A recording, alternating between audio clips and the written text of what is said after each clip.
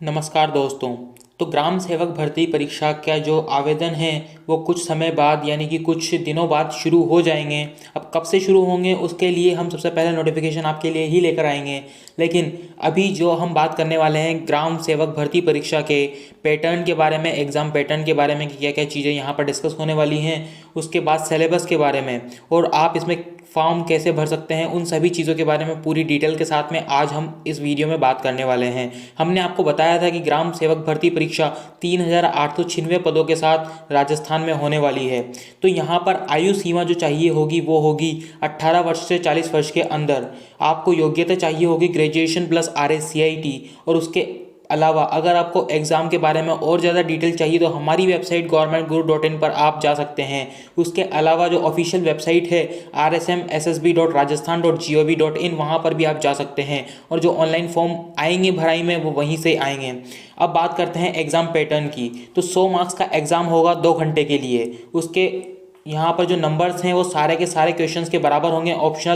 Optional questions यहाँ पर होंगे और नेगेटिव मार्किंग भी होगी। जी हाँ, नेगेटिव मार्किंग भी यहाँ पर ग्राम सेवक भर्ती परीक्षा में रखी गई है। सिलेबस की हम बात करते हैं फुल डिटेल के साथ में। तो यहाँ पर सबसे पहले हम बात करते हैं नॉर्मल सिलेबस की।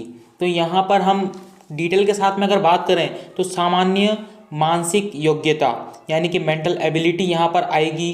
तर्क शक्ति और विश्लेषणात्मक योग्यता यानी कि रीजनिंग आप यहाँ पर जैसे कह सकते हैं, वो भी यहाँ पर सिलेबस में इंक्लूड की गई है। अंग्रेजी, हिंदी और गणित 10th के लेवल की अंग्रेजी, हिंदी, गणित को भी यहाँ पर इंक्लूड किया गया है।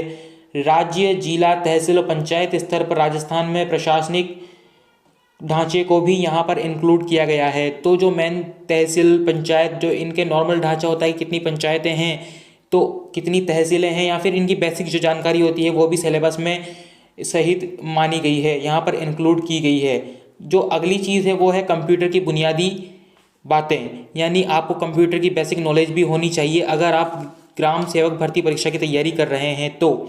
अब बात करते हैं दूसरे सिलेबस की, जहाँ पर हम टॉपिक वाइज डिस्कस करेंगे।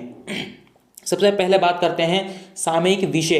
अब सामयिक विषय के अंतर्गत यहाँ पर आते हैं राज्य, राष्ट्रीय, अंतर्राष्ट्रीय स्तरों पर मुख्य सामयिक, सरकारी विषय, घटनाएं, स्पोर्ट्स, क्रीड़ा जिसे कहा जाता है। तो जो मेन इवेंट्स होते हैं वर्ल्ड वाइड, आप राज्य के ले लीजिए, आप राष्ट्रीय ले लीजिए या फिर आप अंतर्राष्ट्रीय स्तरों पर जो घटनाएं होती है, यानी अभी अमेरिका में कैपिटल हिल्स पर घटना हुई थी, उत्तराखंड में त्रासदी हुई थी। तो इस तरह की जो राज्य अंतर्राष्ट्रीय घटना है और आपके राज्य के अंदर भी जो घटनाएं होती हैं और जो स्पोर्ट्स रिलेटेड घटनाएं होती हैं यानी करंट अफेयर्स कुल मिला के आप इसे कह सकते हैं, वो यहाँ पर इंक्लूड किए गए हैं सिलेबस में। भूगोल यानी ज्योग्राफी की अगर हम बात करें तो भूगोल और प्राकृतिक संसाधनों के अंतर्गत यहाँ पर बताया गया है कि वैश्विक विस्तृत भौतिक विशेषताएं आएंगी। महत्वपूर्ण स्थान, पर्वत, महासागर उसमें इंक्लूड किए गए हैं। भारत की पारिस्थितिक और वन्य जीवन के बारे में भी यहाँ पर बात की जाएगी, तो उसके रिलेटेड भी आपको बुक्स पढ़नी होगी। राजस्थान का प्राकृतिक भूगोल, राजस्थान की जलवायु, वनस्पतियों के बारे में बात की जाएगी। मृदा क्षेत्र, जनसंख्या, बेरोजगारी, दरिद्रता, सूखा, अकाल, मरुस्थलीकरण की समस्याएं, उनके बारे में भी आपको जानकारी होनी चाहिए। उसके बारे में भी आपको पढ़ना पड़ेगा क्योंकि ये सारी चीज़ें आपके पेपर में आने वाली हैं। इसके अलावा राजस्थान के प्राकृतिक संसाधन, खान, खनिज, वन, भूमि, जल, पशु संसाधन, वन्य जीव संरक्षण के बारे में भी आपको पढ़ना पड़ेगा।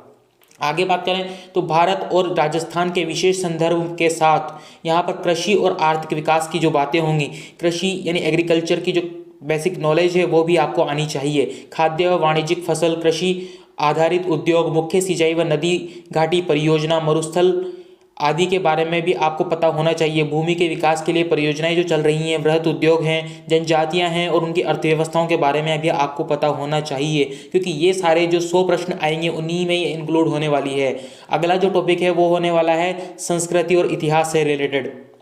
तो यहाँ पर मुख्य स्मारक, संस्कृति, साहित्य कृति, इतिहास, ये सारी चीज़ें इंक्लूड की गई है। जहाँ पर जनजातीय व उनकी व्यवस्था जैसे हमने बात की पहले ही। उसके बाद यहाँ पर कला साहित्य की भी बात हो रही है, संगीत, नृत्य, रंगशाला की भी यहाँ पर बात हो रही है। धार्मिक आस्था, संप्रदाय, संत, कवि, योद्धा, संत, लोक देवता, देवियाँ, ये सब चीज़ें आपको पढ़नी पड़ेंगी। ये सारे टॉपिक आपको राज्य के, मेन चीज़ यहाँ पर फोकस हो जाता है कि राज्य की जीके जो आपको इतिहास और संस्कृति के बारे में सिखाती है वो भी आपको राज्य और राष्ट्रीय दोनों लेवल की जीके यहाँ पर पढ़नी पड़ेगी। हस्तशिल्प, मेले, त्योहार, नदियाँ, जो भी ये यहाँ पर हैं, रूढ़ियाँ, वस्त्र व आभूषण, इन सब के बारे में आपको पता होना चाहिए। तो ये एक बेसिक सिलेबस हो जाता है जो कि ऑब्वियसली आपको पता होना चाहिए, सारे जीके में ही इंक्लूड होते हैं। आपको अलग से कुछ अलग से नहीं पढ़ना, कंप्यूटर के बेसिक नॉलेज है, रीजनिंग आपको छोटी मोटी आनी चाहिए, 10th लेवल की इंग्लिश हिंदी मैथ्स आपको आनी चाहिए, और एक नॉर्मल टाइप का सिलेबस यहाँ पर प्रोवाइड कर दिया जाता है जो कि आपको बता दिया जाता है कि ग्राम सेवक भर्ती परीक्षा में क्या होगा।